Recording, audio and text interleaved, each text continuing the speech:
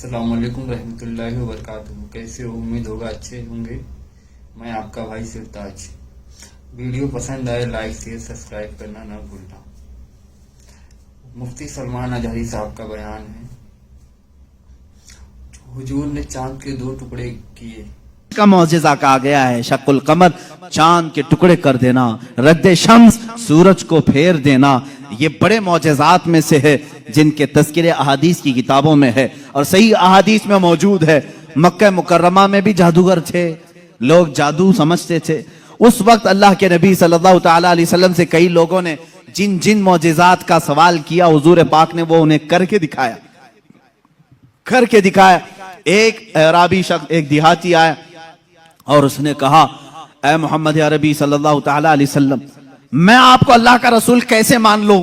मेरी अकल है, आप किसी उस्ताद के पास नहीं गए, मैंने कभी आपके मुतालिक सुना नहीं कि कोई उस्ताद आपको पढ़ाया, फिर भी आपके जुबान से जो अल्फाज निकलते हैं वो कमाल के हैं। बहरहाल मैं आपको अल्लाह का रसूल कैसे तस्लीम करूं? हुजूर पाक सल्लल्लाहु तआला अलैहि वसल्लम ने उससे पूछा कि क्या मैं तुझे ये सामने वाले दरख्त से कहलवा दूं कि मैं अल्लाह का रसूल हूं, तू मान लेगा? उसने कहा, हाँ मान लूंगा। दरख्त भला बात भी कर सकता है। हुजूर पाक सल्लल्लाहु अलैहि वसल्लम ने फरमाया, जाओ उस दरख्त से कह दे अल्लाह के रसूल बुला रहे हैं। हुजूर ने नहीं बुलाया, उस देहाती से कहा, ये बात तवज्जो चाहता हूं, इस नुक्ते को समझो। हुजूर हुक्म दे, दरख्त आ जाना चाहिए ना। हुजूर ने फरमाया, उस देहाती से जो देखने आया था, जा तू खुद बोल कि अल्लाह के रसूल बुला रहे हैं। वो गया देहाती, दरख्त को मुखातिब करके कहा, ऐ दरख्त तुझे अल्लाह के रसूल बुला रहे हैं। हदीस पाक में वो दरख्त अपने जड़ों समेत बाहर आया, काफी बड़ा दरख्त है, और झूमते हुए जैसे पिंडलियों पर इंसान चलता है, बारगाह मुस्तफा में आया और ऐसे झुका जैसे इंसान रुकू में झुकता है। अली सल्लम ने फरमाया, दरख्त तो अपने मकाम पर वापस चला जा। वो दरख्त फिर वहीं चला गया जहां था वहीं। आज भी मक्का मुकर्रमा में उस दरख्त की जगह पर एक मस्जिद बनाई गई है। ये तुर्कियों की बदौलत बनी थी, वहाबियों की बदौलत नहीं। उस मस्जिद को मस्जिद शजरा कहते हैं, दरख्त वाली मस्जिद। उस देहाती ने बाद में कहा, ऐ अल्लाह के रसूल, जब दरख्त आपको अल्लाह का रसूल मानते हैं और सजदा करते हैं, उनसे ज्यादा हक तो इंसानों का है।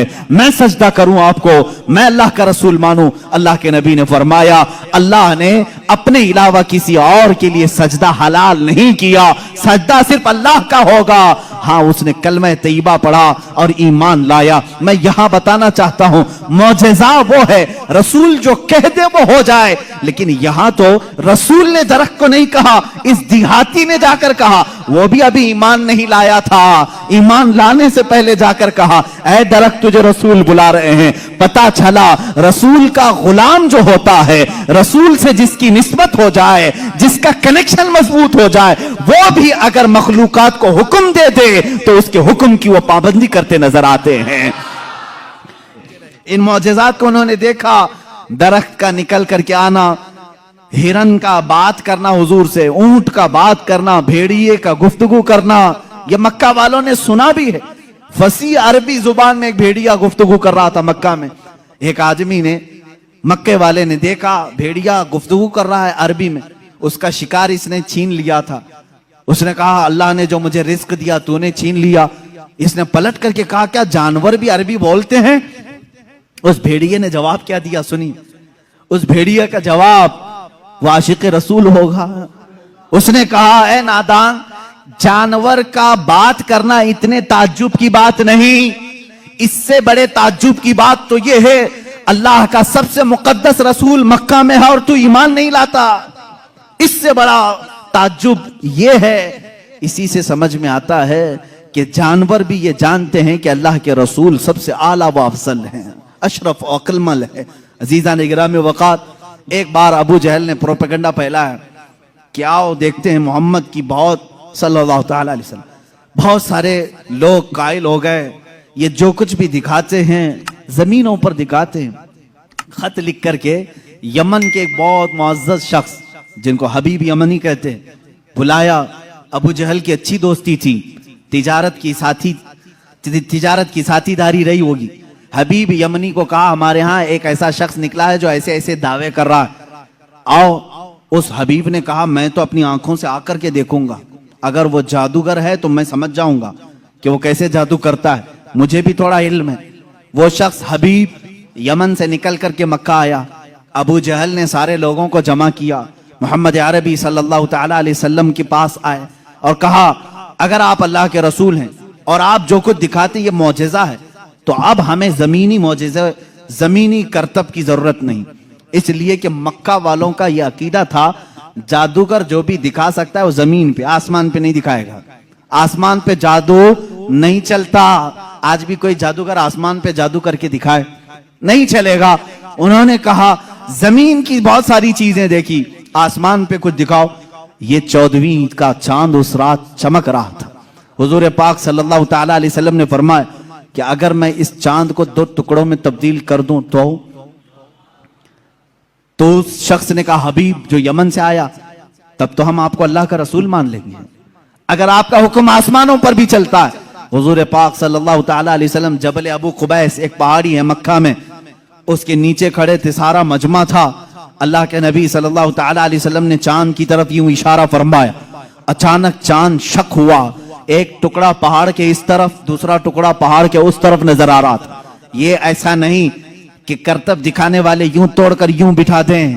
اللہ کے حبیب صلی اللہ علیہ وسلم نے جو شق القمر کا معجزہ دکھایا وہ آدھی رات تک ٹکڑوں میں ہی رہا، منٹ 2 منٹ 5 منٹ نہیں، آدھی رات تک ٹکڑوں میں رہا۔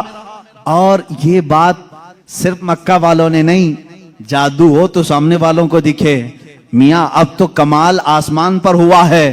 چاند ایک شہر میں طلوع نہیں ہوتا، پوری دنیا میں طلوع ہوتا ہے، پوری دنیا میں۔ اب میں آپ کو بتاؤں چند تاریخی باتیں۔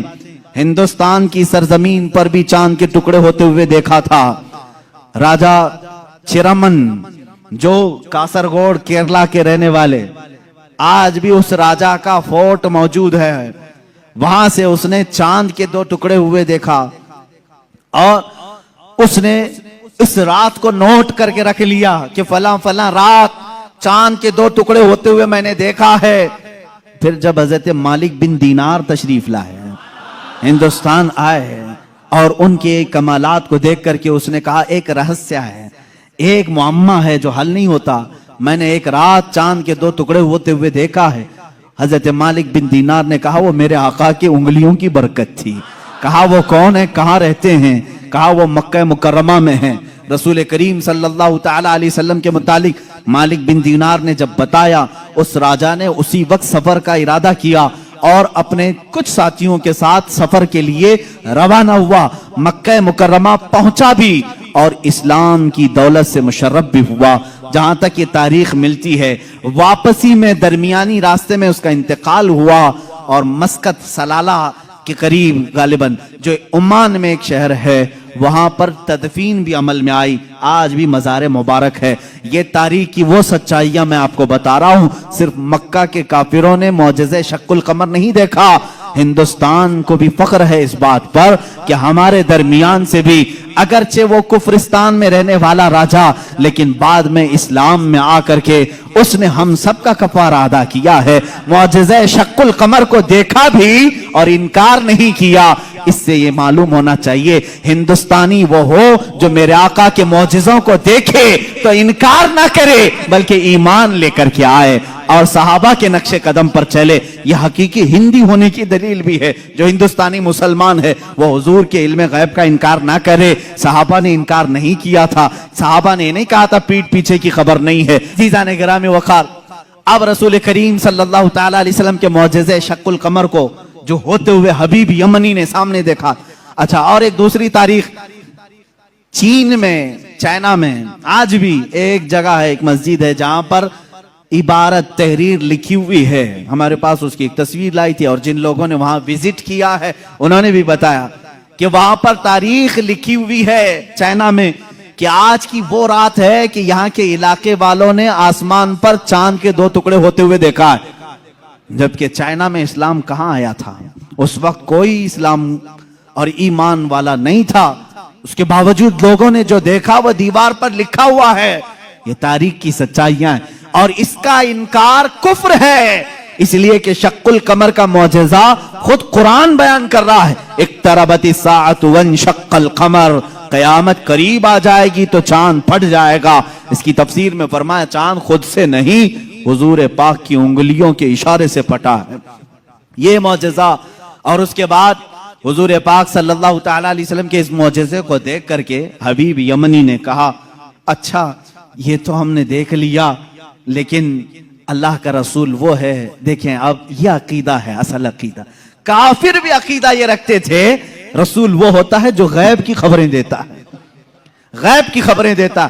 اس نے یہ اپنی شکایت نہیں کی، کہا میرے دل میں ایک بات ہے جو چبھ رہی ہے، کیا آپ بتا سکتے ہیں؟ کون کہا؟ حبیب یمنی نے۔